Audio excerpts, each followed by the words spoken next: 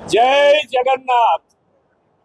भगवान જગન્નાથજીની 148મી રથયાત્રાના પવિત્ર પર્વે દરેક પ્રજાજનોને ખૂબ ખૂબ શુભેચ્છાઓ પાઠવું છું। ભગવાન જગન્નાથ એ દરિદ્ર નારાયણ શ્રમિકોના આરાધ્ય દેવ પણ છે।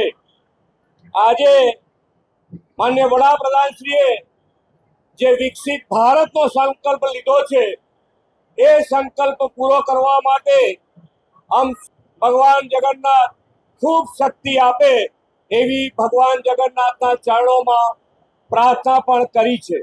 આજે જ્યારે 148મી રથયાત્રા નીકળી છે ત્યારે સરકાર અને પોલીસ તંત્રએ ભક્તજનોને દર્શન માટે કોઈ તકલીફ ના પડે એવી ખૂબ સરસ વ્યવસ્થાનું પણ આયોજન કરેલું છે।